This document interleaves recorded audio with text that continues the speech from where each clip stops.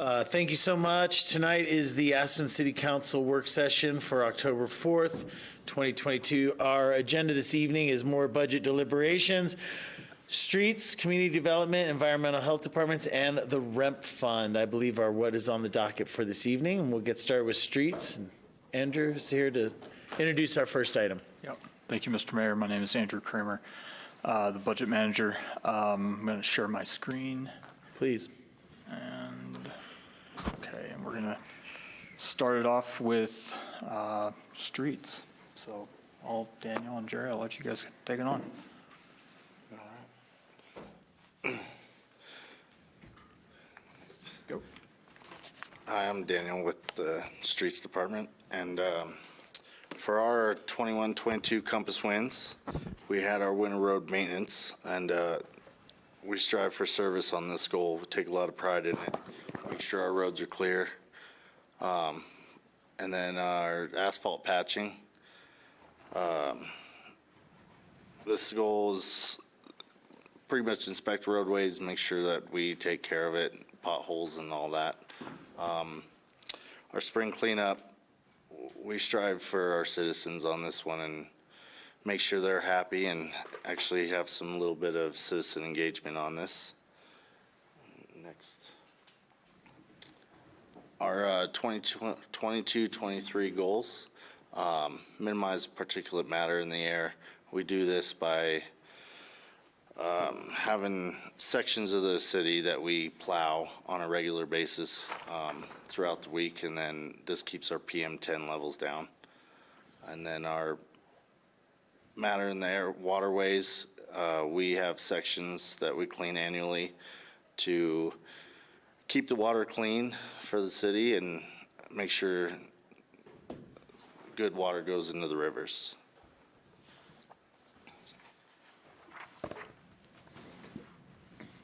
This goal here is our interdepartment collaboration, and we have here the standardized towing policies, and this is more just trying to make the roads safer for citizens in the core, trying to get the vehicles cleared out in the parking spots during the winter. And then our fleet electrification plan, I've been working with Tim along with many other departments how to best transition into EV fleet for our fleet replacement cycle.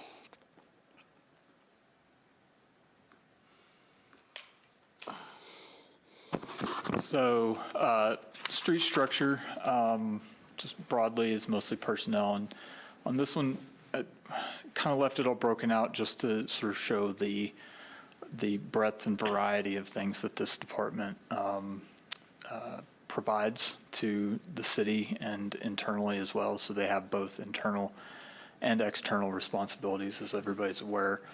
And so, for most of their work is personnel services, and then they carry a couple contracts for the state for highway maintenance and road cleaning. The revenues for this fund are primarily either fees for service, so the state contract to maintain Main Street, and then a number of other taxes, the road and bridge tax, highway use tax from the state. And then on the uses side, so streets, the fleet management portion of their budget is actually part of the overhead calculation that we provide. So it's sort of based on use a little bit more than a lot of the other departments. So that's the internal structure. They maintain and purchase all of the fleet, and then they purchase this general fund fleet that they do in this budget. And then they have the external street-related programs. So what you don't see here is the capital expenditures, which are in the AMP fund for street resurfacing, and those funds are also now embedded into the engineering budget. They've been moved out of streets, and so engineering is primarily managing that with the assistance of this department as well. So, yep, okay.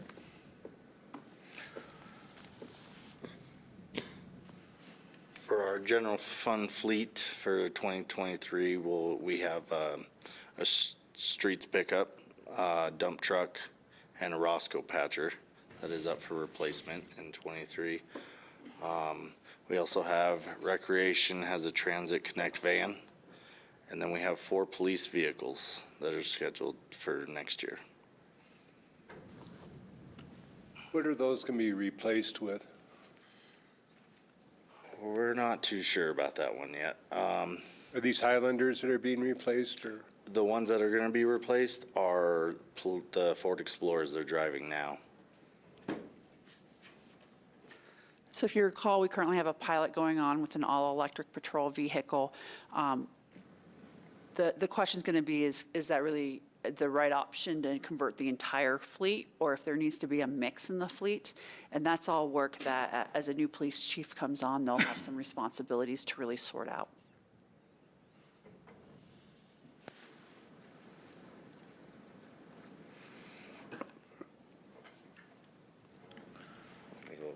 Yeah, so this is just the same as you've seen in other projects for the maintenance.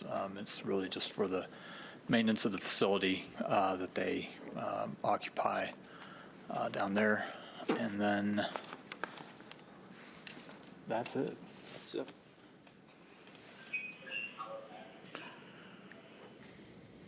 Well, I hope you're really busy with snow removal this winter. Totally. Good. Yeah, I have a quick question. The slide, if you could go back a couple slides to street structure at the top. The FTEs are listed there, and I noticed maintenance and repair are listed twice. So should it be 5.06 employees in maintenance and repair? Maintenance and repair. That's probably just an oversight on my part when I created this slide. So. Oh, one's for fleet and one's for streets. Oh, okay. So, why don't you? So one of those maintenance, the one up top is for streets maintenance and repairs, and the other maintenance and repairs is for our fleet, Oh, for the actual for the vehicles? fleet department, yes. Okay, thanks. If I had any questions, Sarah, it would really be just around, what we heard last year in areas of concern from community. I guess the Park and Midland area, as we keep working on trying to make that the best condition it can be as we go into this winter. That was one of the issues that we heard over there. And then the other one was crosswalks and downtown plowing. Do we have any, is there additional eyes on that, additional attention? I don't know if there's additional budget that's necessary there, but I guess when I think about this as an area, that's all I'd bring to the discussion is, are we making sure of kind of what we heard from last year and having good or proper coverage in those areas this year? So just so I'm clear, your Park in Midland is not about the permanent construction activity that's being considered under engineering, but this is just snow removal component? Okay. Yeah. So I'd like this team to speak to the Park and Midland snow removal plans and how that fits in with the priorities that come for that. And then when we get to the crosswalks and the striping component of it, there's a conscious decision by a previous council for what types of materials to use for striping and how that interfaces with the plowing. And so that is why it gets the level of wear it gets every year is that it is designed, the trade-off of both the environmental and the operational component is something that requires that intense annual reapplication. So there's always the option to review that piece of it, or what are you asking for then? Not striping, slip and fall. I was saying that last year, when I think of streets and when I think of, what we're budgeting for this year, all I heard last year was 2 areas of concern. The snow removal over on Park and Midland and how that makes that corridor even more difficult.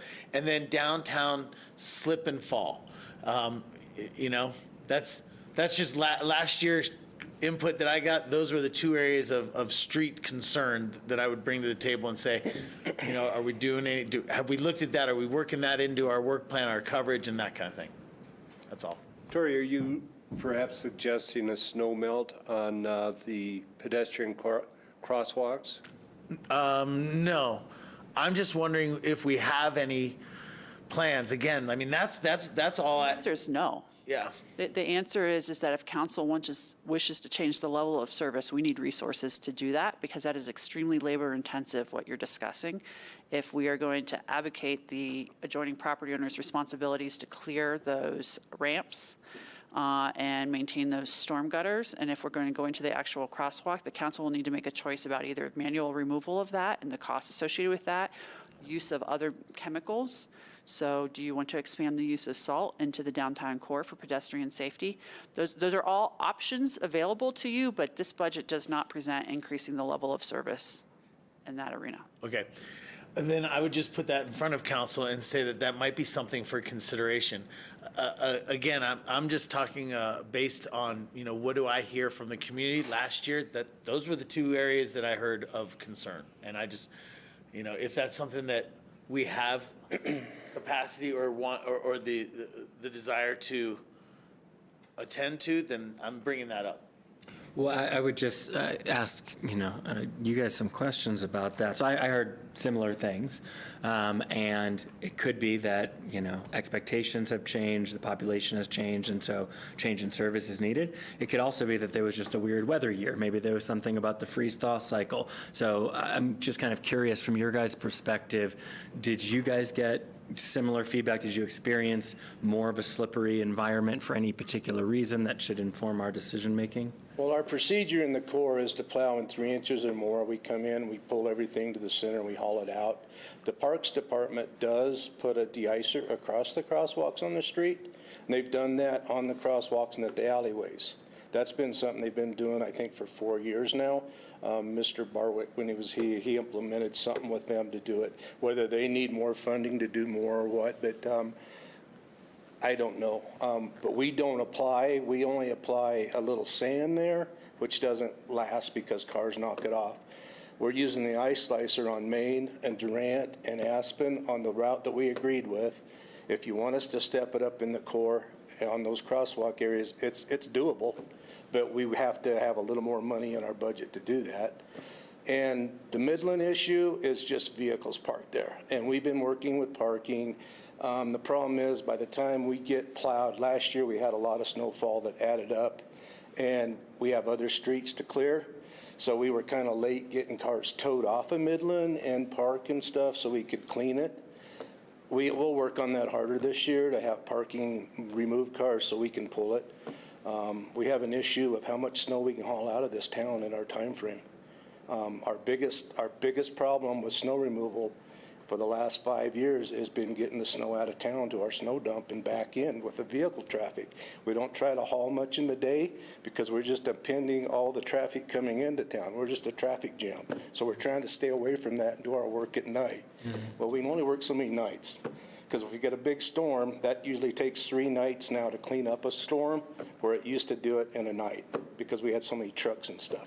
We're getting to where we don't have as many rental trucks. And it's too far to haul, to be honest with you. We need something closer to dump, and then we could make bigger trips. We could do better. And to clarify, when he says we need more trucks, we contract out that service. That is not an Yeah. equipment issue of the city. It's the availability of contractors in this competitive market who will take that night assignment even at our premium pay for it. Yes, thank you. Yeah. Well, and I so appreciate your input and the conversation that we're having. I think it's good for the public as well. Rachel has a hand up. Rachel, go ahead. Thank you, and thank you all for letting me zoom in tonight. I feel like I'm coming down with a cold, and I don't want to get anybody else sick. What I was going to kind of point out is, it seems like there is really just a short period of time in the winter when this is particularly a problem, and similar to Skippy's comment, it was a very, very cold weather we had for a period of time that just left everything locked up with ice. I personally would like to see an increased budget so that we could have some more personnel, at least during those extreme times, and for the hauling as well. I just don't know. It's getting to be a more competitive atmosphere for any sort of labor or equipment, and I don't want Jerry's hands to be tied in terms of how much he has to spend, and therefore can't get enough trucks, and therefore, gets complaints about the service of the snow plowing. I separately made a comment last night as we were looking at the budget in the big picture about, are we allocating enough for maintenance on our roads? Because it seems that we're getting behind the curve as opposed to ahead of the curve on the various cracks and condition of our roadways in the city. And that's probably related to that freeze-thaw cycle. But, I would really want to see Sarah and Jerry put their heads together and take a look at it and say, is there anything else we can do or should do? I've kind of wondered whether, is it always just the big trucks, or should we have some bobcats out there in places where we have very tight corners to clear? And whether, a smaller pickup truck with sand could be an adjunct to the operation to really reapply the rocks and sand during the day if they do get driven off. But I was looking at the budget, and for maintenance it goes up roughly $50,000 a year in the plan for the next 5 years, and it seems like we're kind of maintaining a status quo, even though we're having greater demands and more need. And I would look to this part of the budget to see if that's something that should be increased. So those are my general thoughts on it. I don't have a recommendation at this time, but I guess I would like Sarah and Jerry to think about, is there a way to increase the service for both our maintenance and then some of the winter conditions? Thank you. Thank you so much, Rachel. Ward, then John. Yeah, again, it seems like every year as we go through the budget cycle, we get to these line items and these things that we've been hearing about and talking about throughout the year, and we may not be able to solve them here at the budget discussions, but it brings it up. And so I have a couple of questions, one of which is, Jerry mentions how far we have to take the snow to go to a snow melt or a snow dump. And I was wondering what kind of environmental impacts are when all that snow is melted away. We've got a lot of gravel in that's been hauled away. And where I'm going with this is there another location perhaps around the Merle open space that we could dump snow instead of having to haul it all the way out past the ABC? In emergency years where we have just way big snow records, we used the Merle before. We go in the spring and we clean it up. I think I've used it 4 times, if I remember, 3 or 4. We clean it up, and in a year, nobody knows we even dumped snow there. It's a perfect place. I can turn twice as many loads going to Merle than I do out to the snow dump. We don't affect the traffic coming into town because the roundabout lets us in and we're in a short little distance. Our trucks we can be so more efficient. We can work 24/7, a night shift and a day shift. But it's open space. It's always been, no, we don't go there unless it's an emergency. This year, with the number of trucks I've turned in with contracts, we're missing about 7 trucks. But they've retired or they went out of business. And a lot of people don't like working at nights though, like we do. Sure. So they're not really jumping at this job to haul for us. So we upped the pay 90 to 95 this year an hour. And we can go to 100, but I don't think it's going to change that much more on trucks. But if I have less trucks, I have somewhere shorter to go, it all works the same. But if I have less trucks longer to go, we're behind. So at this point, from the staff side, we do not have a resource request, but what we perhaps need to do is have some internal conversation. Again, the council adopted the Merle Open Space Master Plan that only would consider that space used for emergency uses, not for consistent. And we would need to evaluate with legal if that's consistent with the underlying requirements of the acquisition of the property. But we can bring that back to you in terms of overall operations issue. But your immediate inquiry regarding crosswalks in the core comes back to the question of, and we can bring this back to you if you would like, do you wish us to use product for snow and ice control in the core at a greater level than what's used today? We've been advised for decades to be extremely restrained in that because of the potential impacts on water quality. We can look back at that data. Our experience has been on Main Street, that it has not had a substantial impact with some of the new options that we have available now that weren't there 20 years ago. And what I'm seeing is enough heads shaking that is you want us to bring that conversation back to you as we're preparing for winter snow removal operations. Is that correct? I think so, but, very specifically, Rachel was saying that she is interested and supports looking at the budget, giving that back to the two of you when it comes to both road maintenance as well as winter ice or snow removal. So We will come back on both of those if we feel if it's inadequate funding for what I'm hearing is some service level increases Okay. you're asking for. Okay. Bless you. We will let you know what X dollars purchases in That's- terms of additional services for you to Perfect. give us direction on whether to pursue that. I know for a fact that the bus drivers are very appreciative of us using a snow melt on the main bus lanes, bus routes through town. It's been a lifesaver for us too. We used to just have to keep applying sand because it would get packed down or it get blown off to the sides. The ice slicer has helped us bare the streets to where we can be somewhere else working too, where we're not using the ice slicer. Our streets that get ice slicer, they bear off and we're good, but we have to keep sand in the other areas. An ice slicer is a product that you're using? Yes. I know we went through this a few years ago, everywhere from beet juice to mag chloride, and I don't know what we wound up with. Yeah. Ice slicer is what CDOT, Pickens County, Eagle County, everybody in this valley uses for their. We're not their saying stuff. they're great, but maybe it's the least detrimental It's choice we getting could better. be making. And we balanced that Yeah. last year. Yeah. Yeah. Rachel, more comments? I'd be supportive of a work session to discuss further applications of that. I recall that the reporting on it last year was they were showing minimal or no impact to streams because of the increased salting. But I think it would really have to be something we want to be highly selective on which routes and which areas. In the past, there's certainly been complaints about making the snow too mushy and people falling because there's no solid snow and because the bikes are now going through what's kind of like mushy sand that's been softened but not really melted. So it is a balancing act one way or the other, both between the environmental and the actual safety.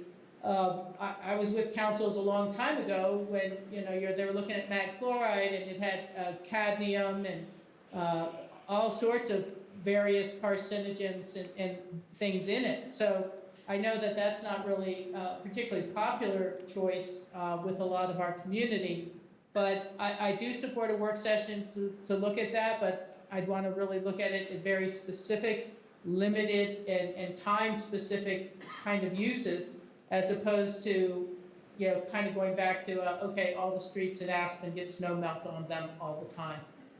Thank you. Thanks, Rachel. John? Yeah, just a couple quick questions. Jerry, if you don't mind me asking, how long have you been working for the city? 30-some years. I had a feeling. So, vast experience. In your opinion, or in your experience, have you noticed the nature of our storms change, and has that affected how you plan to remove these storms? I don't even watch the weather. I react to the weather. You're trying to guess what's going to happen here. I've never been any good at it.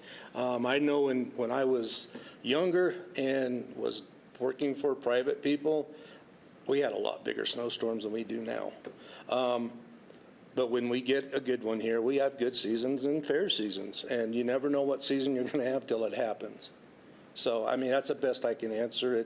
I don't really see any big difference. There's good years and bad years for snowfall, Okay, so. thanks. Something just to add to that too is the timing of when the snow falls. When our heavy snowfall is happening during daylight hours, it makes it much more difficult for this team. It's because they can't necessarily operate with that other traffic during our high tourism season in the safest manner. Whereas the less traffic on the roads, the better they can clear and keep things moving. So, there's a lot of nuances to snow removal, and I don't envy Jerry. While he doesn't watch the weather, there's plenty of other of us who do, and ask him what does he need and what does his team need to get through. And I think that you will find that sometimes we're going to nail it because the timing was right during the time of the storm. Other times we're going to struggle because it's right during peak rush hour when the mountain closes. Thanks. And the core can get so much snow in the daytime, and we can't plow in the core in the daytime. If we plow to the side, you've just buried all the cars. They can't get out. Been there. And then if it keeps snowing, we didn't get in that night because we're still plowing other places. So the core can get pretty ugly. But as soon as it clears up and we can get the cars that don't park there, which is another thing on one of our goals, we've been working with parking, and hopefully we'll have a better advertising about the no parking 3 to 7 this year, so people won't be parked in the core and we can clean it better. We can get all the curbs cleaned so you don't have as much ice built up for people stepping out of cars and slipping and falling. So it's a safety thing.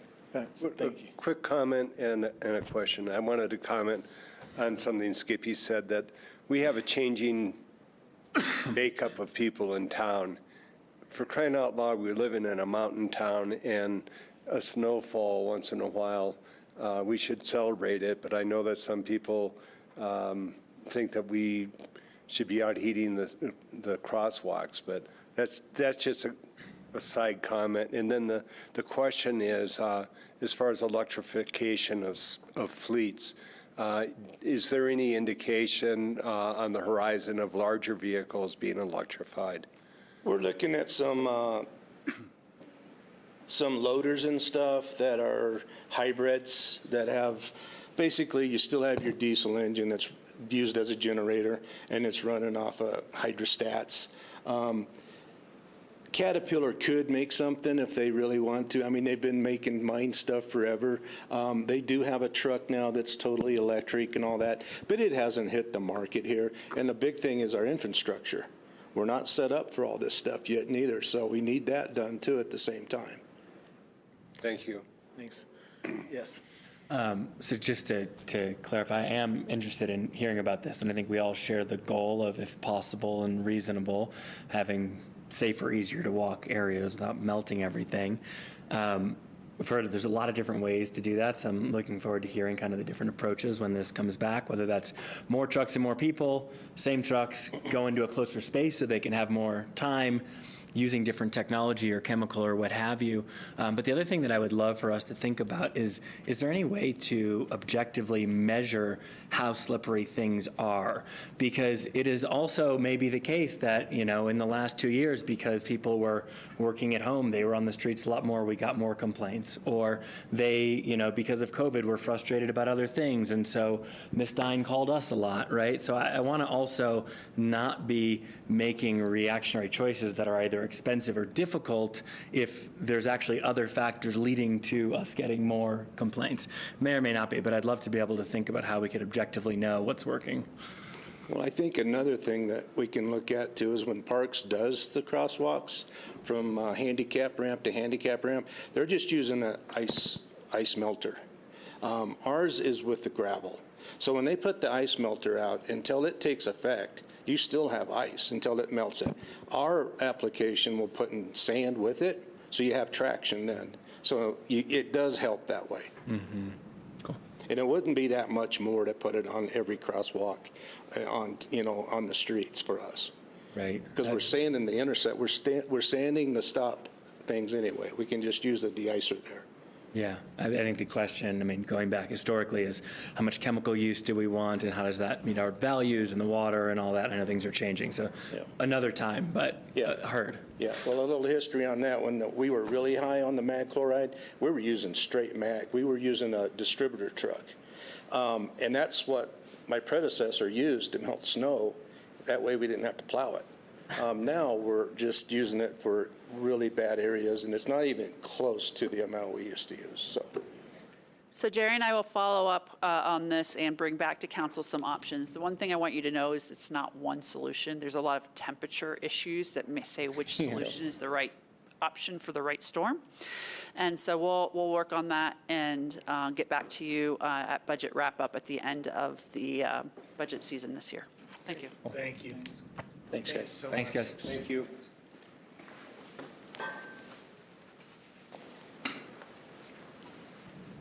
Wish there was some way to make that like work with the Nordic Trail desire for snow. Okay. Well, yeah, the issue is that you can plow all the stuff in it. Next up, we have the Community Development and Environmental Health departments, and I'll let Philip take it away. Thanks, Andrew. Thank you, Sarah. My name is Philip Supino. I'm the Community Development Director. I'm joined by CJ Oliver, who is the Environmental Health Director. And we are here again to discuss the budget and compass plan for our combined departments for 2023. And before I start, I just want to extend some gratitude to the Strategy and Innovation Office staff and the Finance Department staff for helping us put this presentation together, helping us put our budget together. This has been a very collaborative process for the last few months, and we've appreciated their involvement. I also just want to highlight for council and for folks maybe watching in the comfort of their living rooms, we're joined by Amy Simon, who's the planning director, Bonnie Muhigirwa, who's the interim chief building official, and Ben Anderson, who is the deputy community development director, all of whom are obviously instrumental to our work and success as a department. And so CJ and I will just briefly walk you through our work in the previous year, the work that we anticipate coming up in 2023, how that ties into our budget and our compass plans, and generally give a sense of sort of as a department what we're doing to maintain a world-class built and natural environment here in the city of Aspen. And I think in order to do that, it's important to highlight just briefly the core services that we provide as a department, focusing on life safety and permitting, community planning, environmental health and public safety, and climate action as being central to, again, the maintenance of that world-class built and natural environment. There is a high demand for our services, and they are provided by a large team of very skilled and committed people who we're very grateful to for that commitment to our community. And as has been indicated, I think a couple times since we started discussing with you this afternoon, we are a combined department. Starting in 2019 at Sarah's direction, CJ and I started the process of integrating community development, which had traditionally been planning and building, with environmental health and sustainability, which is the environmental health department and the climate action team. And that combination has resulted in, I think, significant efficiencies, new alignment on the city's policy direction and how we actually implement city policy. And it's fun. CJ's got a great team, and we like being next to those guys and doing our work together. Anyway, with introductions out of the way, in the previous year, obviously community development, planning and building in particular have been very busy. We have focused a lot of our work on responding to very clear council direction as articulated in your goals and the declaration of the residential development moratorium. We've made significant progress on affordable housing and short-term rentals, again, in response to that moratorium, ordinances 9, 13, and 14. We're in the process now with council of adopting a new set of I-codes, the 2021 building codes, which through council's direction, we are viewing and using as a tool to act upon council and the community's climate objectives, as well as to ensure the ongoing safety of the built environment in our community.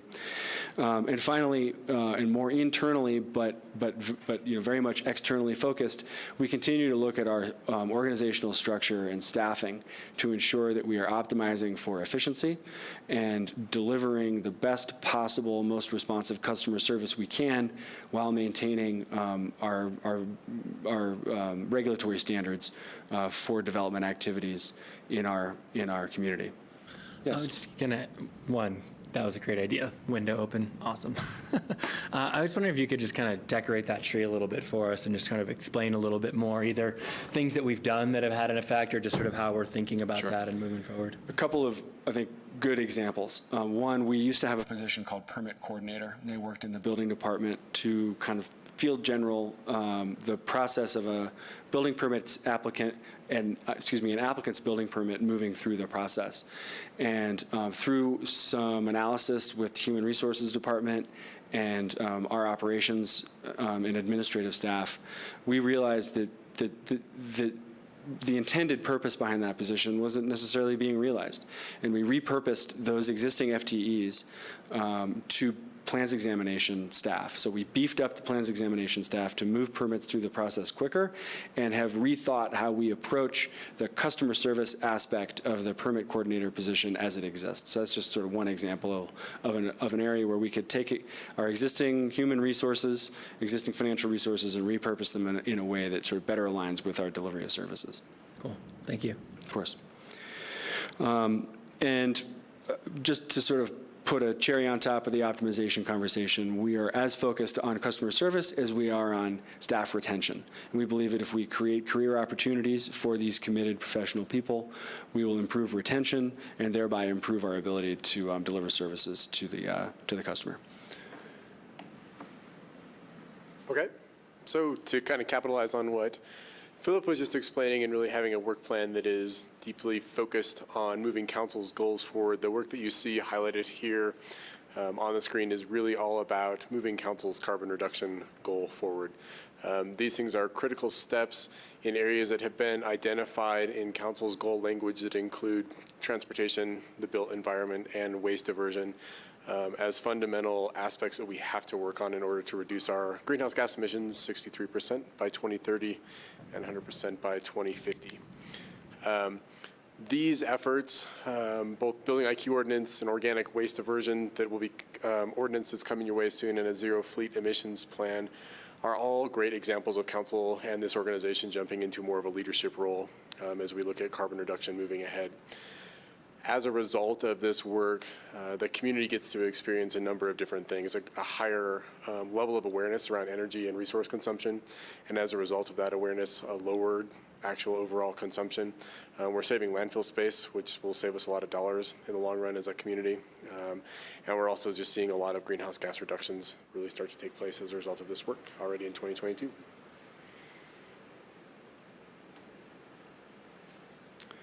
And looking forward into 2023, we're really focused on service improvement, particularly in the building and planning divisions. We have created and are fostering a culture of continuous improvement in our department. And that means constantly looking at how we do business and finding opportunities for improvement. And with that in mind, the alignment of our mission statement and the delivery of services, we believe, will help us continue to make sure that we're a smart, customer-focused government. And so what does that mean? It means looking at our processes and our services and making sure that they're responsive to customer need while maintaining the highest level of regulatory compliance that we can, ensuring that we have, again, a safe, built, and natural environment. And we also want to make sure that our mission statement looks both internally and externally to message out to the community as well as to our staff that customer service focus and that balance between being responsive to customer needs and maintaining, again, that excellent regulatory compliance that we expect in our community. There's some specific efficiencies we're looking at in the building permit and planning approval process, as well as using our new Salesforce system, which is just a few years old now, to do some data analysis, again, to dig into whether or not our individual levels of service that we provide, the different types of services we provide, are being done so as efficiently and responsively as possible.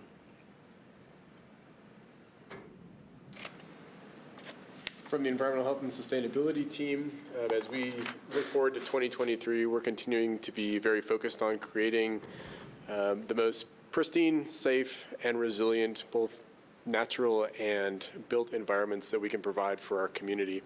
The work plan or things that are up here building performance standard is kind of that next step for building IQ, really leaning into energy efficiency.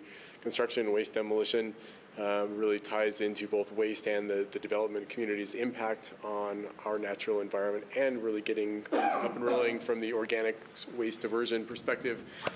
These things highlight the greenhouse gas emissions from the development sector and the waste sector, and we feel like these are two really critical places for us to get rolling very quickly in order to reach our goals.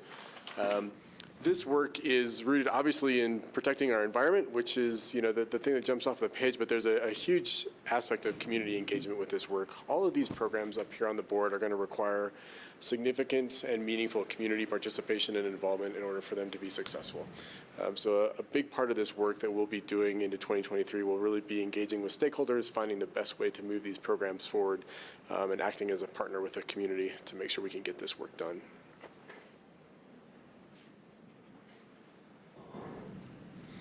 Okay. So as Philip sort of alluded to, in previous budgets, we sort of presented these departments slightly separately, and we've decided to change that so we're better presenting and representing the way that this department functions across all of it. So you can see there that each one of those individual cost centers represent about 40 FTEs in the city, and are funded from a variety of different funding sources, including general tax revenues. So, but overall, mostly personnel services, as you would expect from a people-heavy department that doesn't have a lot of capital projects. And then that gray slice there is actually contracts and services, of which this department actually has a considerable amount, about 15% of their budget for a variety of different things. The revenue for this group, so as we talked about last night a little bit, we present planning and building and engineering together on an LRP. There's a lot of crossover in sort of the work in terms of the revenue structures that go together. So you can see here that the vast majority of that revenue comes in from the building department for the inspection services that they provide. And the remainder of that is primarily permit review. And then, of course, you can see the breakdown below that. One thing just to keep in mind, similar to the way that we budget for the RET tax, we actually budget in a slight pullback every year in the budget, somewhere between 4 and 8%, depending.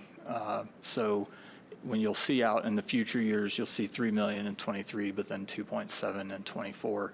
And that's just because we want to make sure that we're a little more conservative on our revenue projections, so we're not over budgeting or over expecting those types of things.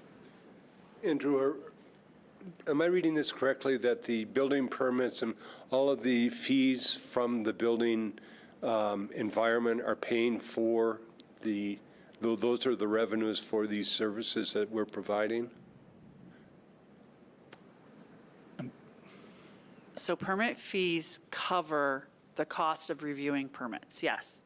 There is an art to it, a little more than a science, even though we have very solid work that we're doing right now to reevaluate whether the fees are appropriate and in line with our actual costs, particularly as our labor costs are escalating higher than our permit fees. So the intention is that there is a nexus, that as an applicant, you are receiving a service that is individualized to you rather than to the entire community, and therefore the philosophy has been that you subsidize that cost rather than the general community to do it. Now, there's a few things that come in here in terms of revenues and why the building department is so heavy on this. It is really because also the complexity of some of the permits they come and ask us for, what affects the amount of time required, which is different than a land use case. Yeah, but normally in revenues, we'll see, well, it comes from rent or it comes from sales tax, and this is coming from a building department. So are those? Those are user fees. Okay. Those are all user fee revenues. Okay, so this is a pay your way for? Yes. Correct.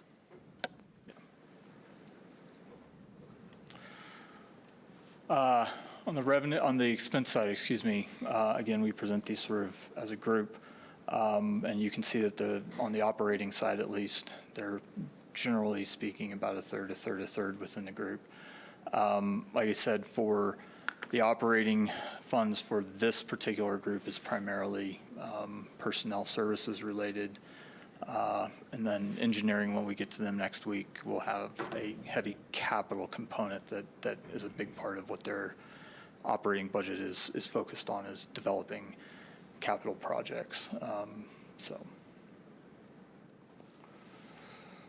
Okay, environmental health, and CJ, you can always jump in on this. They have slightly lower revenues. I will say that we're still working through a little bit on the single-use bag program. There was a change in state law related to that we are in the process of reevaluating and making sure that revenue projection is what we still anticipate. We should, but because these are revenues and we don't appropriate them, it really doesn't drive any activity on our part. It's just a fee that we collect. And then on climate action, as y'all know, that group is partly funded out of REMP, water, and the electric utility funds for the work that the climate action team provides and the services that they provide for those different funds.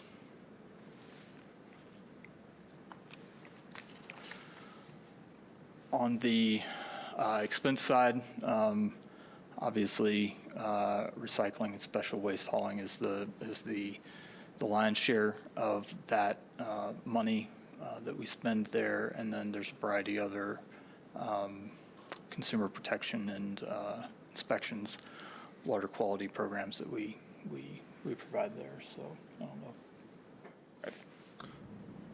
know.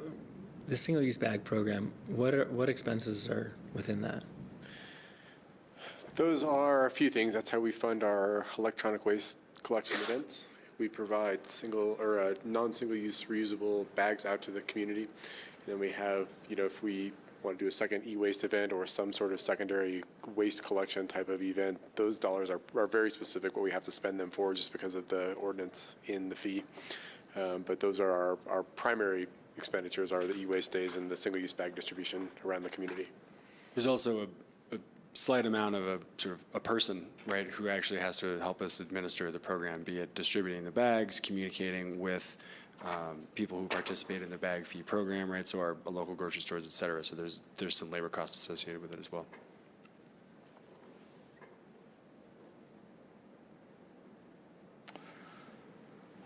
And then finally, this is the climate action budget, very small administrative portion of that, and the remainder of that is letting our excellent climate action staff do the projects and do the goals, work on the council goals that y'all have provided to us. And so.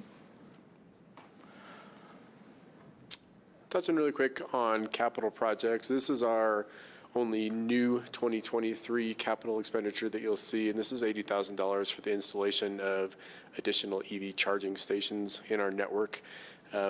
This map that's up here shows some potential locations. We obviously try to coordinate that as best we can with engineering and utilities as they're doing other projects so we can minimize costs on that.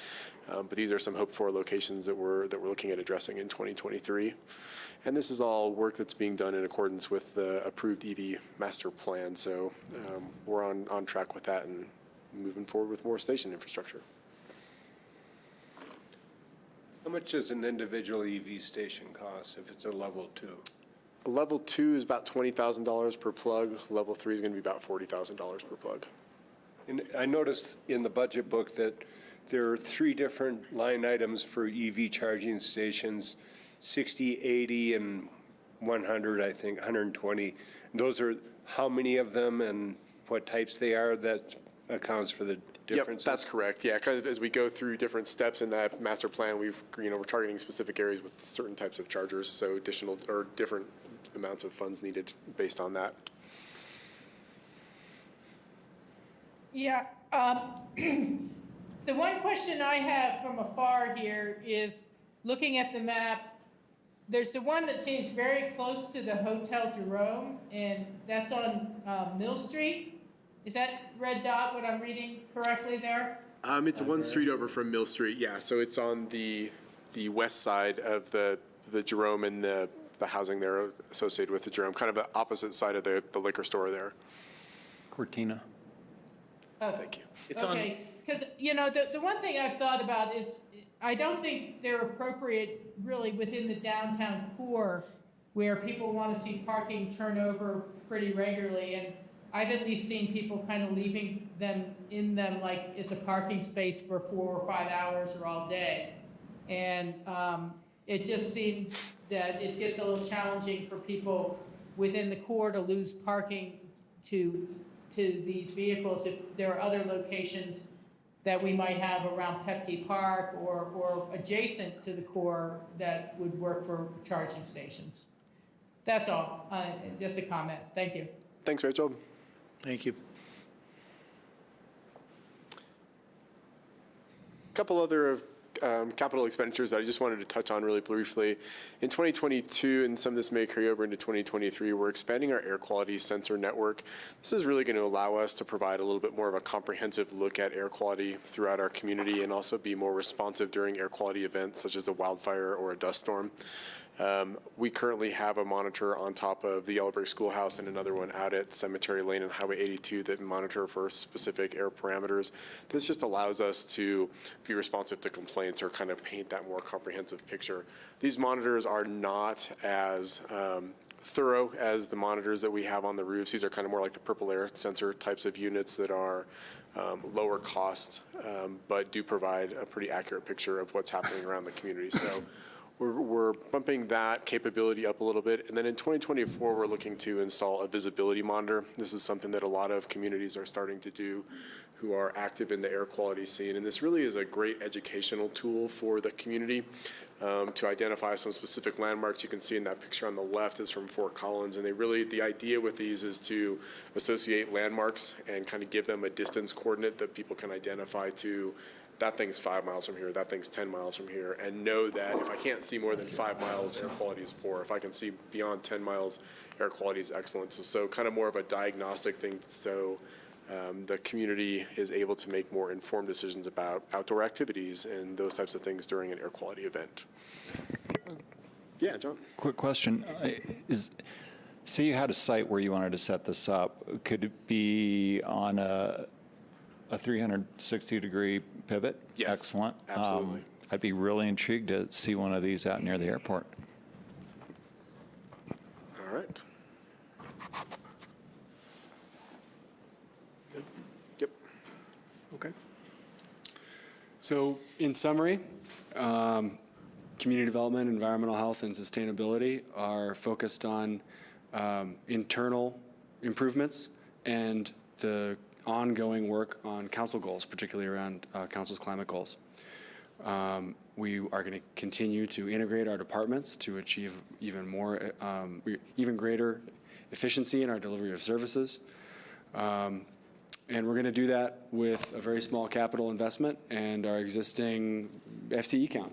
And we're proud of that and excited and happy to answer any questions before we get into the REMP budget, which will involve the same people at this table. Any questions here at the table? Rachel? All right. I guess I got a couple. Trying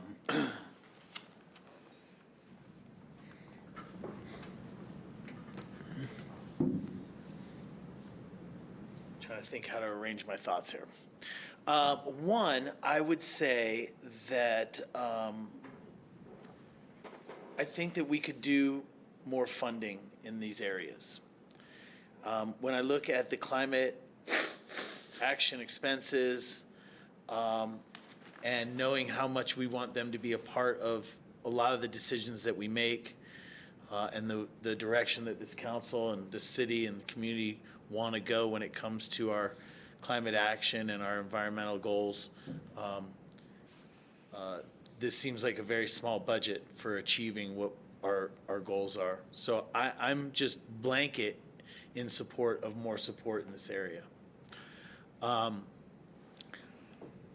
I try very hard not to come to this with too much specific or direct request, because I really look at our team as so great. And Sarah, I trust in you with your goals and how you look at environmentalism in our community. So I really kind of just defer and listen and try to say, what are the plans that you're making? But I want to support that as much as possible from this table. And I want my fellow council members to support that as much as possible as well. So first saying that, when we talk about the upcoming organics diversion ordinance, to me, that is really one part of our waste management. And, we talked a couple years ago, we talked about a cardboard compactor being down at Rio Grande. And at the time, we didn't budget it. If I remember the conversation, it kind of came down to some budgeting choices and the like. But for me, this organics diversion is just one leg of the stool, and I really would like a long-term plan, and maybe that's going on of how we're going to get to net zero waste as a long-term goal. But even the intermittent steps that we take to get there, and maybe that's going on, I just don't know it. I see the first step as this organics diversion.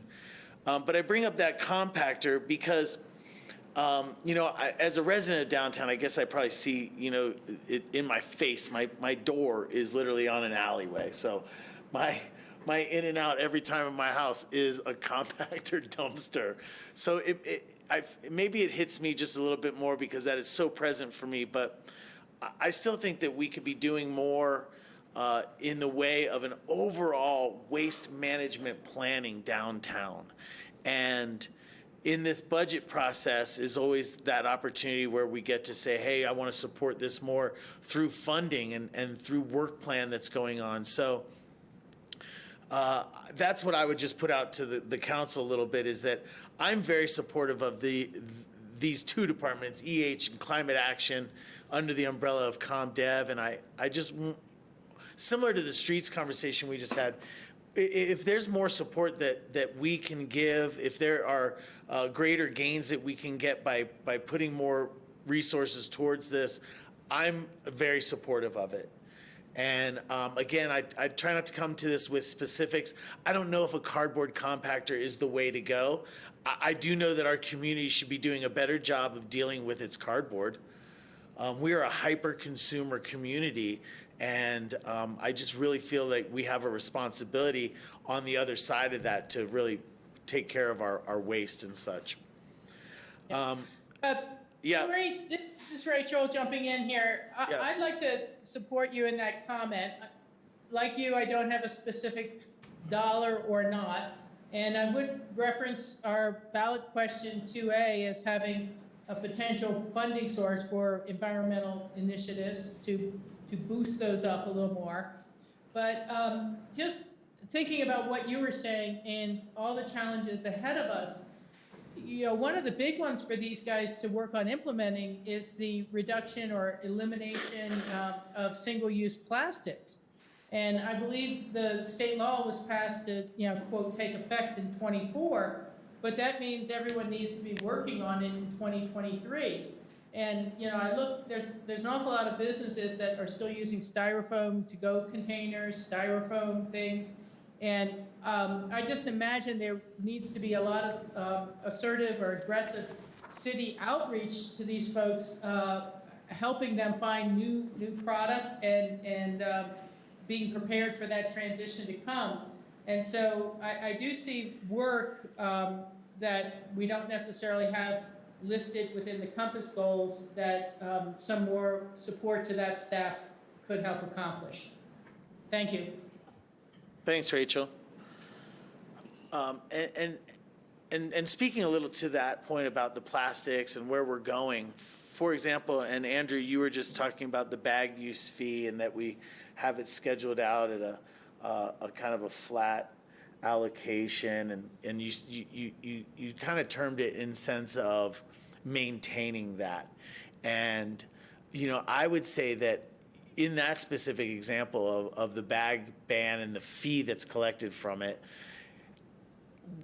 we want to move forward in some way with that. Currently in Aspen, our bag ban is only at our grocery stores, but we want to start eliminating these plastic bags from more than just our grocery stores.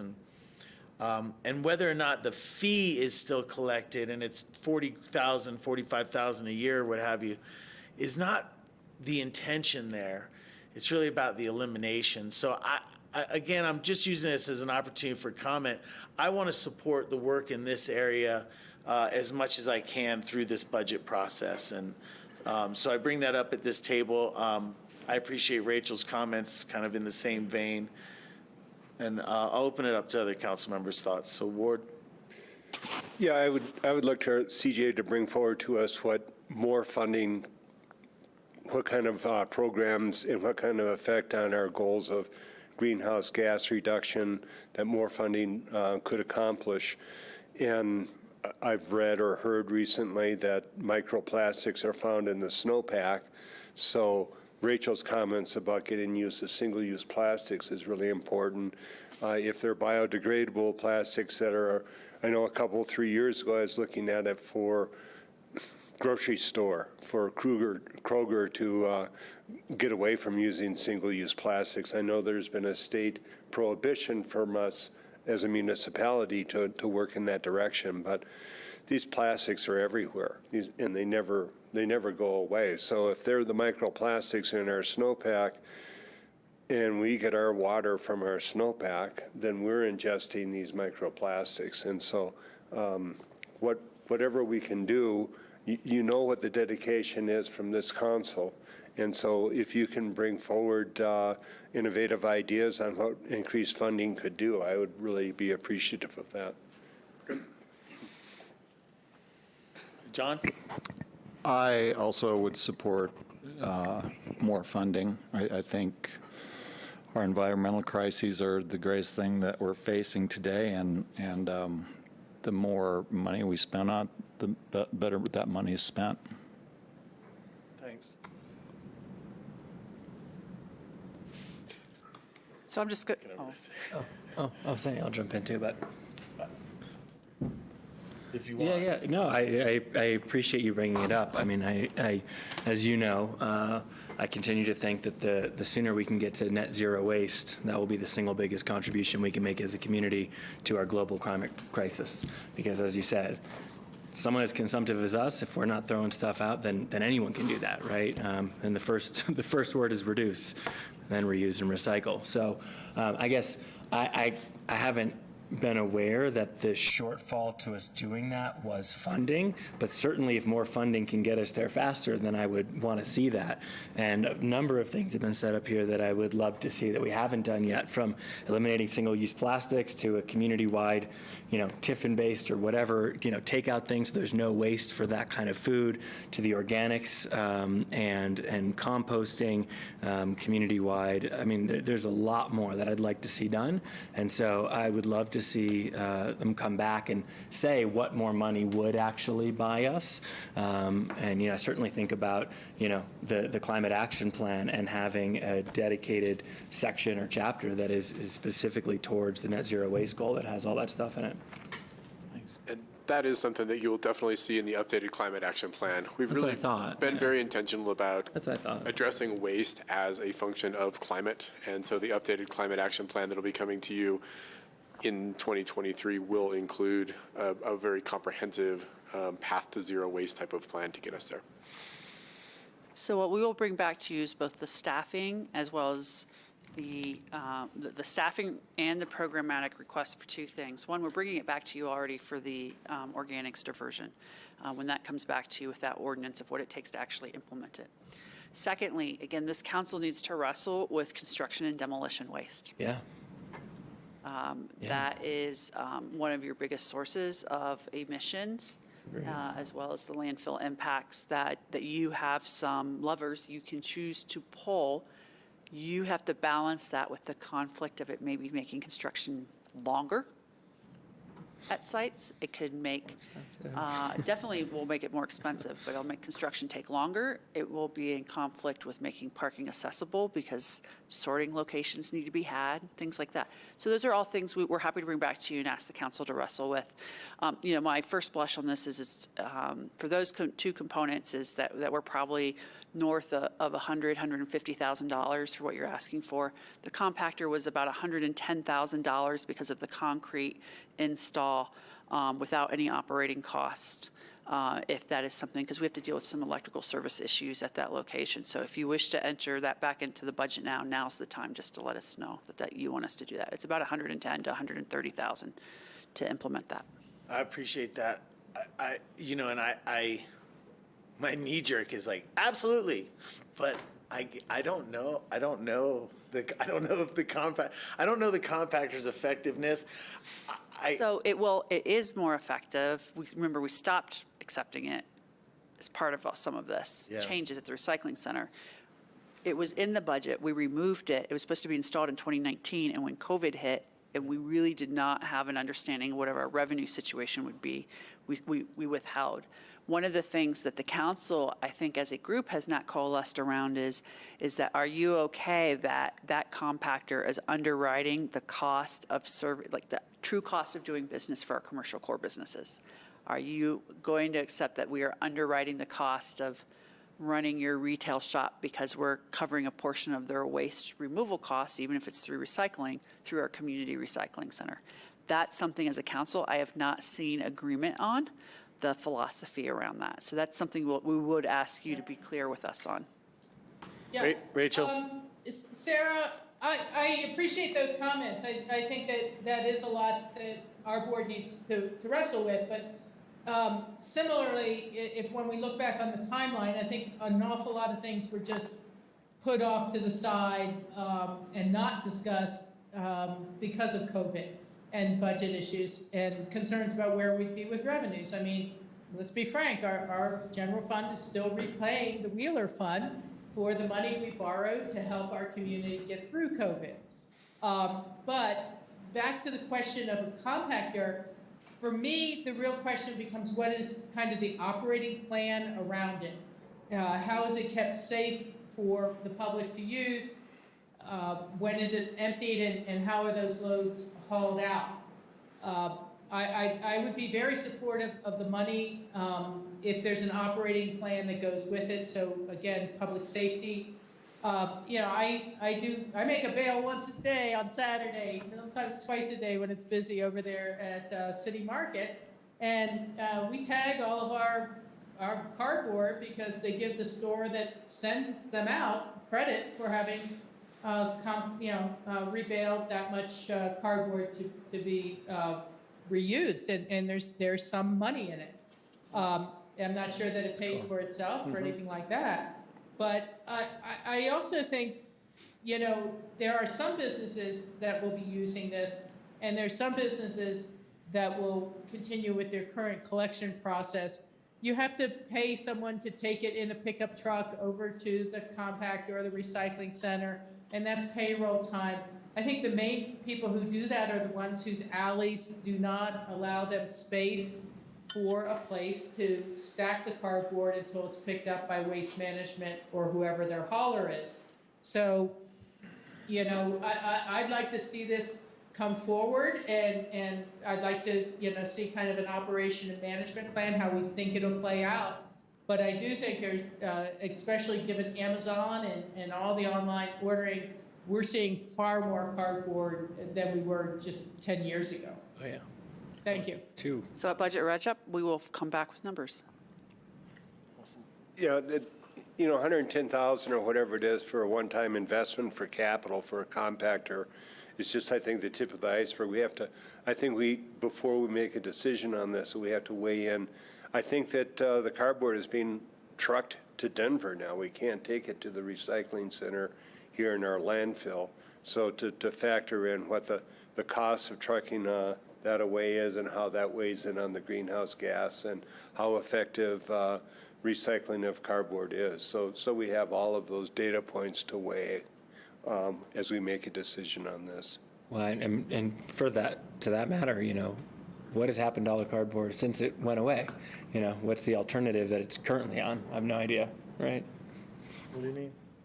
We used to have cardboard, and then we got rid of the cardboard down there. And so in the time when we didn't have any cardboard disposal, where has it gone? And how would that relate to that path that it's on, right? Is it just on the same truck anyways going down there? I mean, I have no idea. And so. Yeah. Yeah, it sounds like more details. I mean, I Right. live at Hunter Creek, and we still have cardboard recycling, waste management, and your trash haulers still pick up cardboard. So maybe some more people are using that, but I do think we should ask through Pitkin County, and I've never heard that you can't drop off cardboard at Pitkin County, but that might be the case, but it's kind of unusual, given that we're the ones keeping the landfill from getting overly filled by diverting cardboard to be recycled. So let's check in on that, and the accuracy, and see what we can work out. And again, the operations, I know there'll be ongoing costs, but to think that we're going to ignore it and hope not too much of it gets in the landfill, it's just not responsible in my mind. Thank you. Thanks, Rachel. We will have that follow-up conversation. Just to be clear, that the county's position has been consistent about it does not wish to accept commercial waste of any kind, including recycling, and that those are costs to the business. That is why our commingled commercial and residential use of our recycling center is not eligible for drop-off at the landfill, similar to how Snowmass Village's residential component is. I appreciate, thank you for the conversation. Thank you for coming back to us with a little bit of information. Sarah, you were talking about kind of a council directive moving together, and I just want to take 2 seconds to share, my vision or my thought here is really just about responsibility. So I don't really want to have a compactor down at Rio Grande. What I'd rather have is that everybody that has a business license is required to take care of their waste, their trash, their recycling, that's what I would want, a comprehensive program in our community that mandates that people and businesses take responsibility for it on site in the way that they do. So that's what I would really like. But if a compactor is what is going to make an impact for us, then I'm supportive. So I appreciate further information.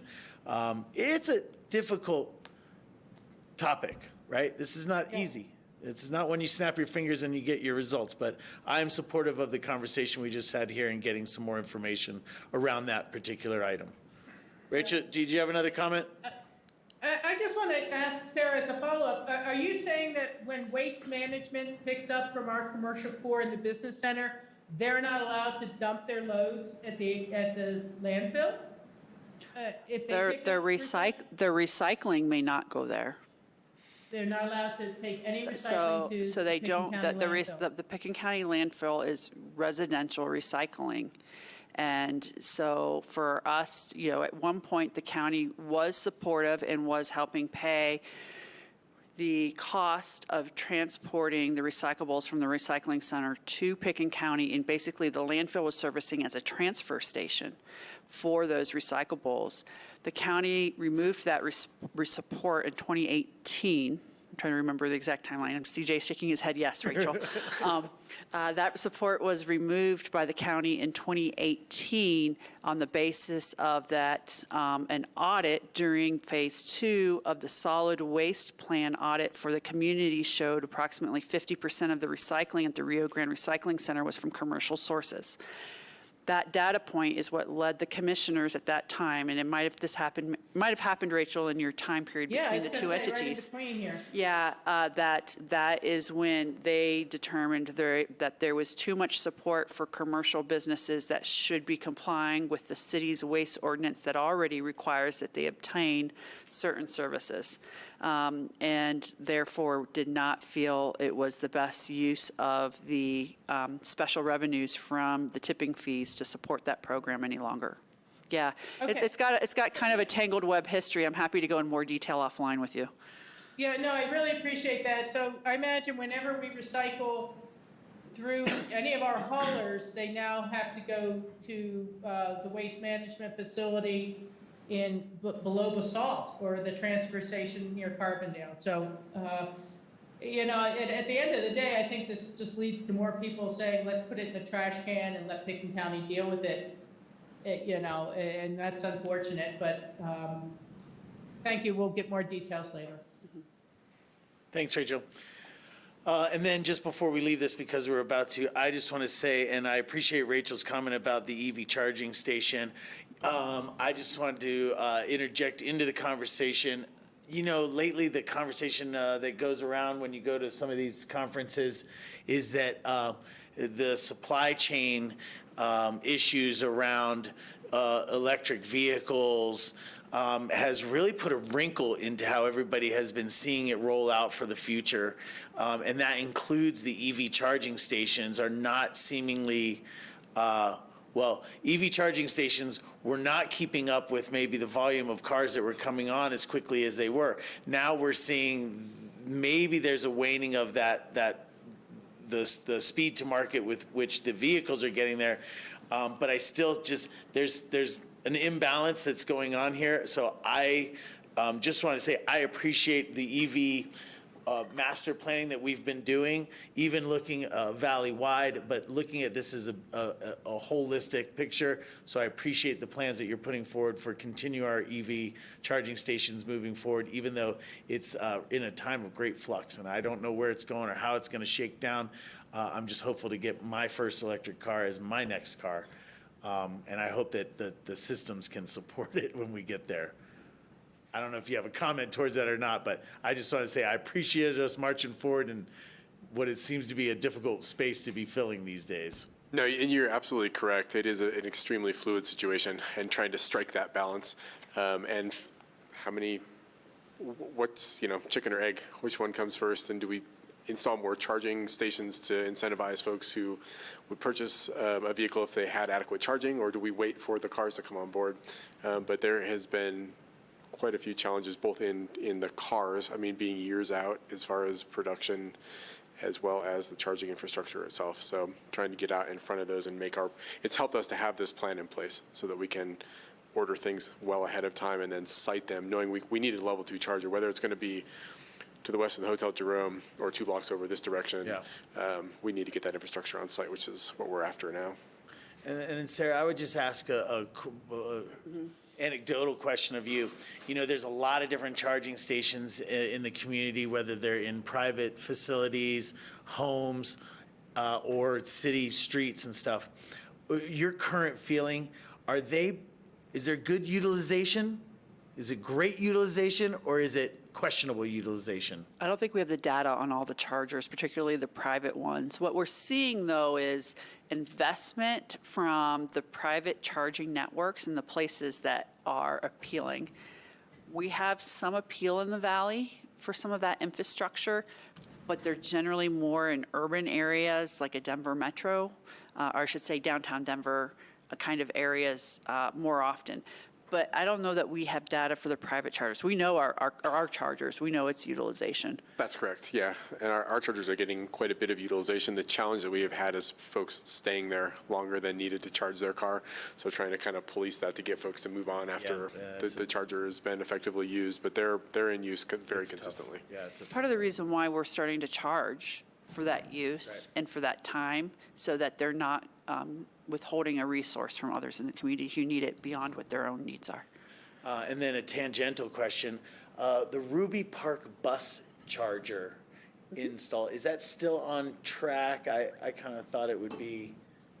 The design work is, my recollection, have we seen a pay app come through? And we're not the ones doing the design work, though. RAFTA is, so it matches their infrastructure.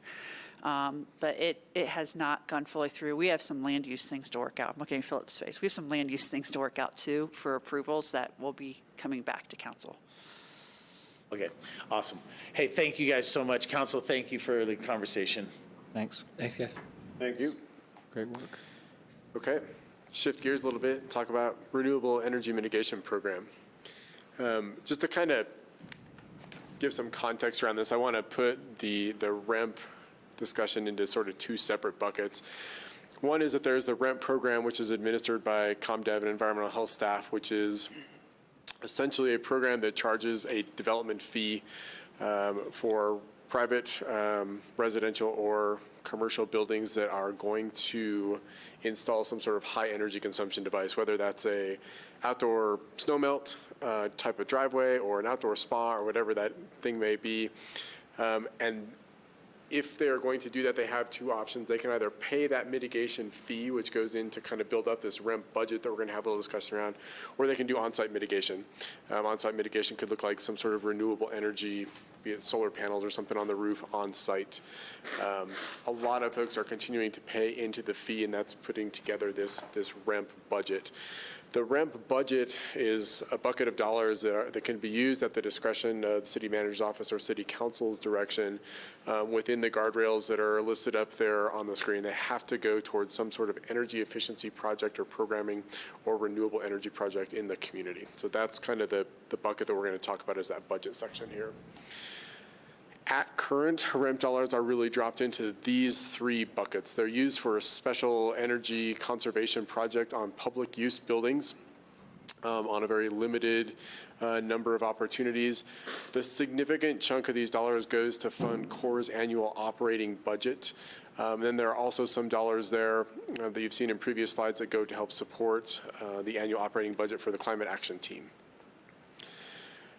CoR, again, as I mentioned, kind of makes up the lion's share of this budget on an annual basis. And what they do is provide both commercial and residential energy programs that you see listed up here on the board to support a number of different programs that are available to our community to help with energy consumption, energy reduction, starting at the assessment phase and working all the way kind of through completion of a project.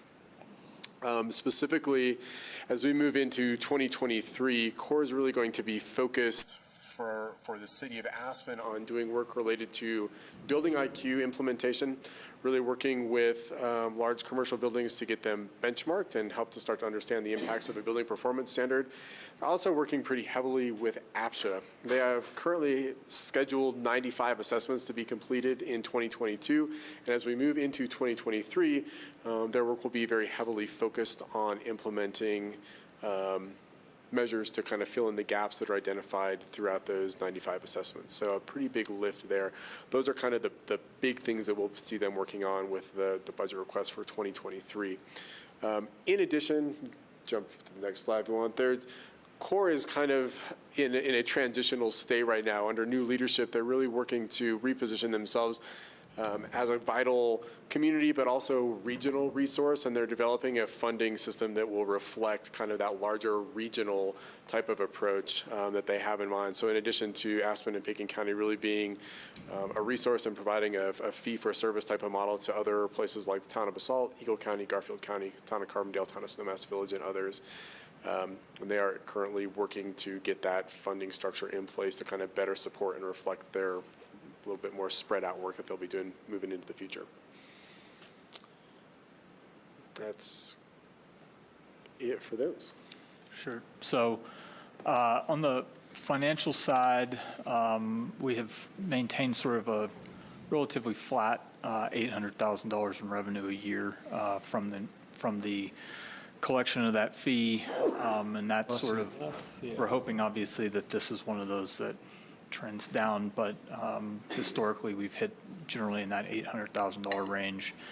On the operating budget side, the transfers out, yesterday we discussed, that's two things. That's the transfers out for the climate action team, and then there's also on a handful of these transfers for energy efficiency projects in capital projects. So the one in 2026 is currently in there to help support energy efficiency programs at the lumberyard project. And so that's not clearly defined yet what that actually looks like, but we did want to put it in there as sort of a placeholder to say we do want to focus on some sort of innovative programming around there. The operating side, 50,000 of that, y'all might recall, I believe last year, we extended the small lodge energy efficiency program and using REMP dollars, and so there's a $50,000 earmark for that. And then that $800,000, the remainder is earmarked for CORE's, the money that we send CORE for operating and projects, so. Rachel, do you have something there? Can I ask- Yep. Yeah, thank you. So what is the amount that we're transferring to CORE, and is the county supporting their budget with an equal amount? The amount that we're transferring over to CORE as slated in this budget is $800,000. The county, I don't believe, has a firm number in place yet, but I got a message from Dallas yesterday that he had conversation with the county that they were looking at about $415,000, or roughly half of what the city's contribution towards CORE's operating budget will be for 2023. Until at the Yeah, Hold on one second, Rachel. some issues with that. Yeah. And Rachel, one other important piece of information perhaps before you respond is I also have a request from CORE for an additional $400,000 for a total of a $1.25 million subsidy from the city in '23. And so I'm meeting with Dallas this week. So I would like your feedback to help me with that conversation with Dallas and with the county and understanding where the council's at. Thank you. I mean, maybe there needs to be a joint meeting with the county to hash some of these things out. But the idea that we're going to expand the operations of CORE into Garfield County, where there already is the CLEAR group, the Clean Energy Collective or whatever, that's been run by Alice Laird for a very long time, and that the county is putting in less than half of what we're putting in for the budget for that organization, that this stuff is just way out of line, just gotten way out of line. And I support CORE, and I always have, but this is not the joint program it once was, and it's, I don't know what CORE is doing with their other money that they're getting from the county. Is that to handle one project that's separate from all the other efforts we've all been trying to do? But, you know, we had said last year we would put in more to help cover the CORE budget during a transition year. And if the county has decided they really don't want to support CORE anymore as an organization and are really only going to support some sort of special manager project management, they need to tell us that more formally. But I just don't see this as a partnership anymore, as it long has been. And I can't see, especially another $400,000 request on top of us carrying 2/3 of their budget in order to expand programs to other communities. We have far too much work to be done right here in town with our energy and efficiency. So I'm really starting to question where they're going. Rachel, can I respond to that? I want to back off just a little bit. Our council, and I think our goal, is to reduce energy usage and greenhouse gas emissions. You mentioned CORE and you mentioned CLEAR, and those are two organizations that I think share the same goals.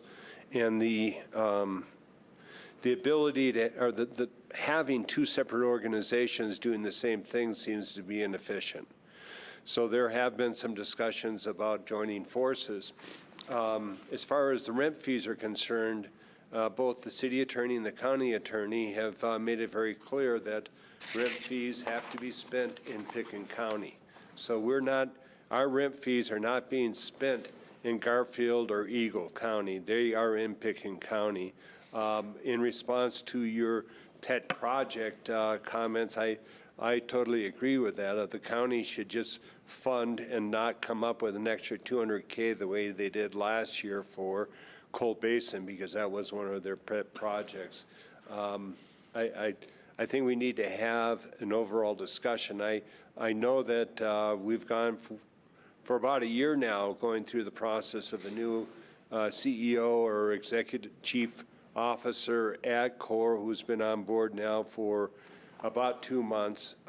We have an increased, we being CORE, has an increased emphasis on diverse fundraising, just as we last night discussed having an FTE for grant writing. We're looking, we being CORE, are looking at other ways of funding, but the money that we would be contributing from the REMP fund to CORE is spent in Pickens County. I agree with you that we need to have a meeting of the minds with the Board of County Commissioners about their commitment to the same goals that we have. I know that CORE has been going in the direction that we directed them for a CORE 2.0, that the reorganization has been substantial and redirection. I ask you to have an open mind as we have these discussions with CORE. Yeah, Ward and council, it would be a lot easier, I think, for all of us to look at this if we also had the CORE budget in front of us. And so where they're anticipating their revenues are coming from for all their operations and where they're spending it. That a CORE group would help analyze where the best places to make REMP grants is fine. And I appreciate that. And CORE has always done great work. But at the same time, I can't say that we should double what the county's commitment is to its operations. And I want to know what is supporting the administration and the staffing of CORE separate from the grants that they get to hand out that come from the REMP dollars. And if most of this 800,000 is admin and the county is not putting in that sort of amount, I think we should only put in what the county puts into CORE, frankly. You know, it sounds like they're dialing back its purpose, even though they're the ones who declared a climate emergency. And I would be more interested in putting more of these funds into our own internal City of Aspen climate action team. We just had a long discussion about different ways that we could improve our climate greenhouse gases and emissions right here in the city limit with our own personnel, and talked about the funding shortfall to do much of that. And yet we're now funding an agency that we have one vote out of an X many person board. We're the major funder, and other partners are falling off because we're carrying the load. It's like we step forward so they can step back. And I think these funds could be put to far better use than that at this time. And I think that as long as we're going to cover the whole budget, the county's never going to put another dime in. For me, this is a no-go. And I've been concerned about this since last year. I've asked about it, and I've asked again and again, will the county be matching us for our contribution to CORE? And if they're not, I think we match their contribution, and that's the way this goes. Thanks, Rachel. Thank you. Yeah, thank you.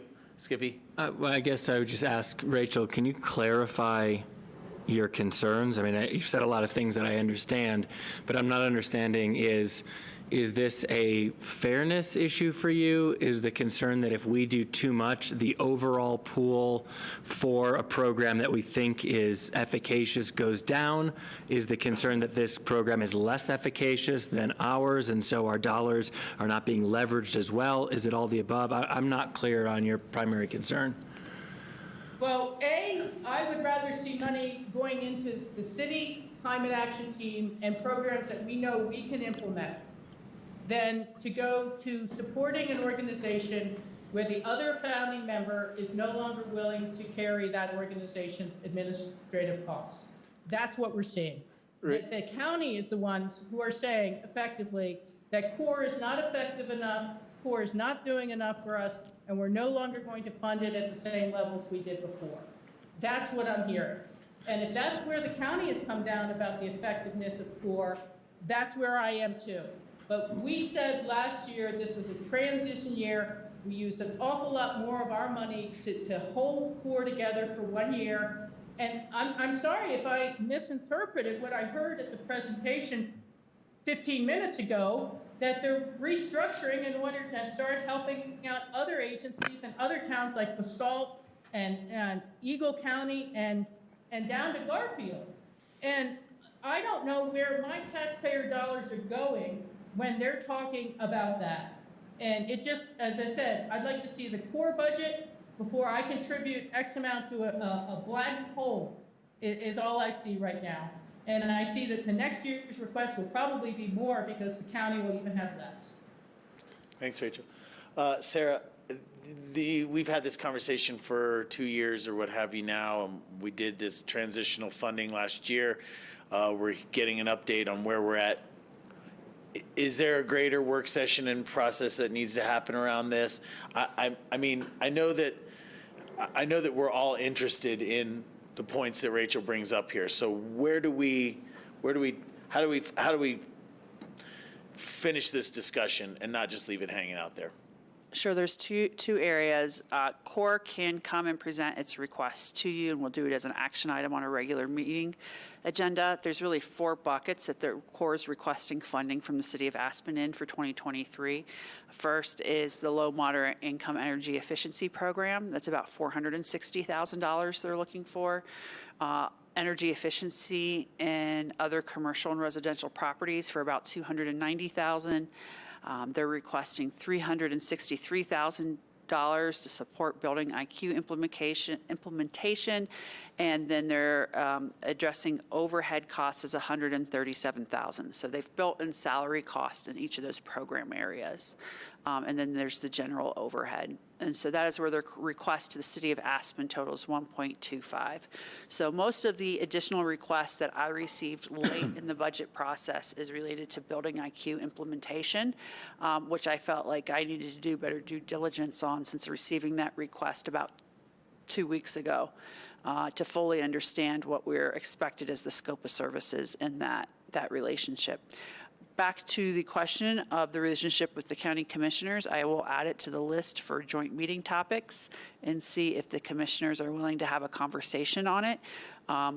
If the commissioners' schedule or interests don't align to where the council would like to see that, you clearly hold the key card of deciding where the funding goes and deciding how you wish to have that funding distributed, whether it's through a partner at a certain level, whether that's 1-for-1 with the county, whether that's 1.5 to the county, that's completely the council's discretion.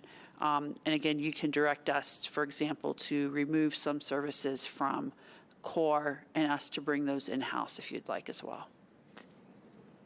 If I may, just one more closing comment on this subject is that our council has set greenhouse gas as a number one tier one goal.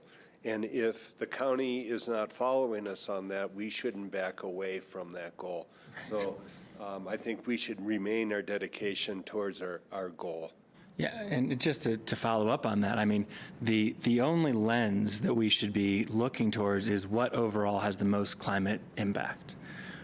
That's our primary goal. Our primary goal is not control. It's not, fairness with another body. We should be thinking first and foremost about what has the biggest impact for the climate, what programs are most efficacious, and then, yes, we should think about how is our input, financial or otherwise, amplifying or contracting the overall pool. So if us putting more money in means there's less money overall, that is something to consider.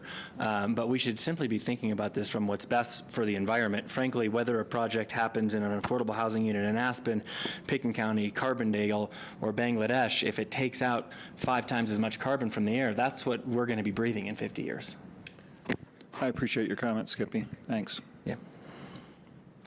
Can I add just a point of clarification that I may have caused some confusion on, Rachel, specifically about CoR's expansion into other jurisdictions?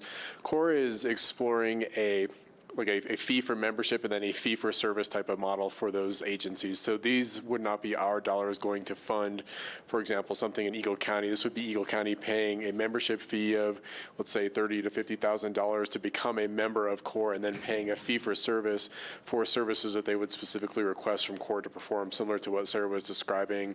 For us to implement Building IQ, we're going to pay them X amount of dollars to provide technical and programmatic expertise and assistance for building owners to get that program up and rolling. And they would provide at a fee to those other jurisdictions a similar type of service, not from our pot of money.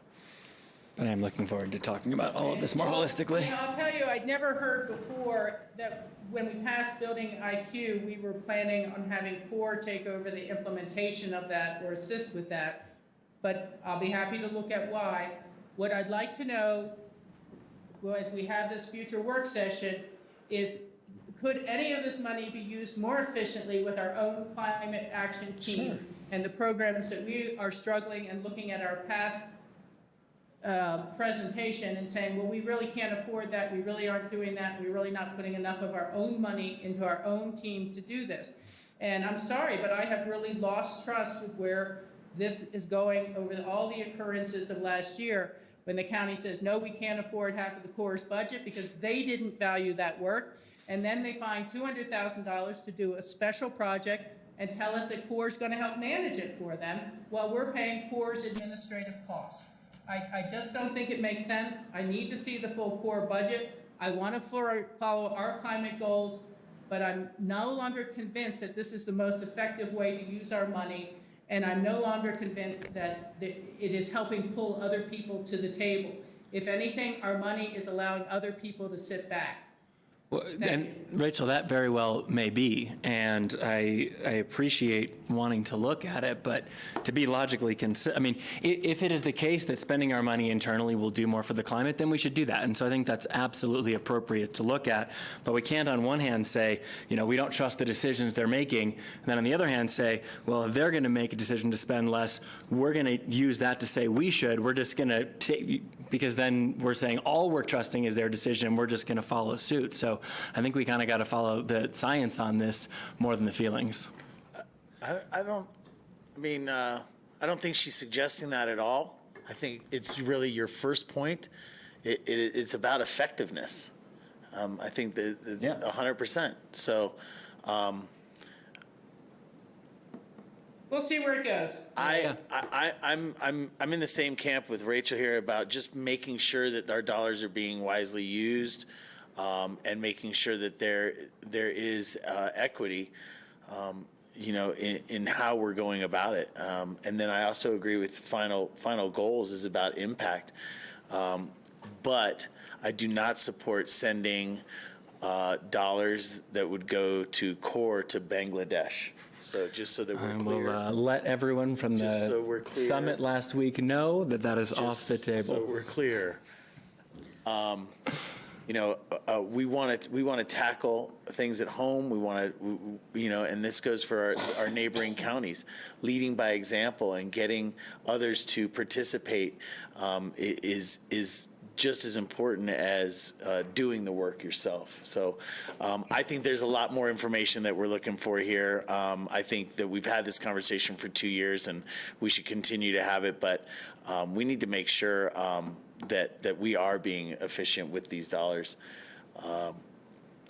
Sarah, I think there's probably a longer term play and conversation around this. Again, as we've had stated goals about REMP funding being self-diminishing because of its success.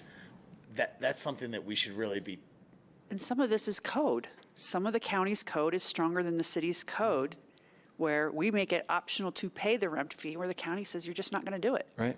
And this is one of the changes that happened in this time period of why the county's revenue source is, or their impact fee, mitigation fee has been dwindling. Yeah. So that is really And good for them. somewhat of a challenge to us to say, where do we fit in that mix with our own building code? So we'll certainly circle back around. I meet with Dallas later this week and move forward from there. If I could just recap what I hear, the 4 follow-ups from tonight to wrap up. Yep. great. Number 1 is snow removal, specifically focusing on Park and Midland process as well as crosswalks in the core. And how do we improve that snow removal process? And then also a double check into the snow dump site and bringing back some conversation around that, or at least an informational memo to you around that. The second thing I heard is to double check roadway maintenance, just a refresher that the Main Street is not the city of Aspen's. It still belongs to CDOT. They give us a de minimis amount of funding that does not cover the basic maintenance we provide on their behalf now, but we can take a look at that. Just another reminder, Main Street does not have a proper road base. It has never had a proper road base. And so we will continue to see undulating, alligator pavement until someday CDOT recognizes its responsibilities to rebuild that roadway. The third item is that you want us to follow up a bit more on the, in the Environmental Health Department, focusing around a few areas. First is continuation of ban of plastics in certain arenas. You want us to take a look at recycling, building IQ support. I added, you didn't say these words, but I heard a bit about enforcement too, as sort of a sideline in your conversations that we're going to take a look at the staff side. And then there's a little bit of discussion about EV charging master plan beyond the urban growth boundary. And how are we connecting with what other efforts are happening and to support the ecosystem of the valley, availability of chargers. The fourth item I heard is this REMP item, to dive in a little bit further on 2 areas. First is, what is CoA going to do with the funding if it is granted to them? And the second is following up with Picken County, again, about the relationship component and about those commitments we made for 50/50 funding, and where does that leave the county, and what is the impacts on CoA if we only maintain that 50/50 funding formula? Then also, what are the impacts to Aspen beyond CoA? What are the impacts to Aspen if we maintain a 50/50 funding formula? Is there anything I missed in that summary? Skippy? Sarah, the only thing I would add would be to have an actual copy of the CoA budget, so we can see where line item budget, where we can see where the dollars are going. I think that's a very important part of this as well. Sure. I believe they do a programmed-based budget, not a line item budget, but I will refer to Ward to provide that, because he should have that in his role as your voting board member. Sarah, everything you said, I think is. What? I was just saying Tessa is a voting member. Right. Tessa represents the utilities on that board. You're the community representative on that board. Got it. Sarah, everything you said was correct. The only things that I heard maybe missing, you mentioned plastics, but I think, the conversation was sort of broader waste. We also talked about cardboard and compactors, so just variety of tools. And then on the snow melt piece, I'd love for you guys to think about some way that we can objectively measure that in some way and come back with some ideas or options as well, so that we're not just following the trail of complaints. Tori already had one good idea.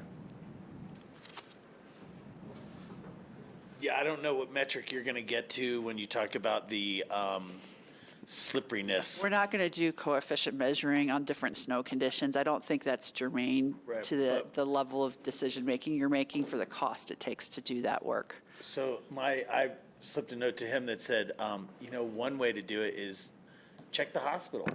See what the slip and fall accidents year after year are. Are they increasing? Are they different? Do they go up? Do they go down? And I'm not necessarily, I just want to be clear.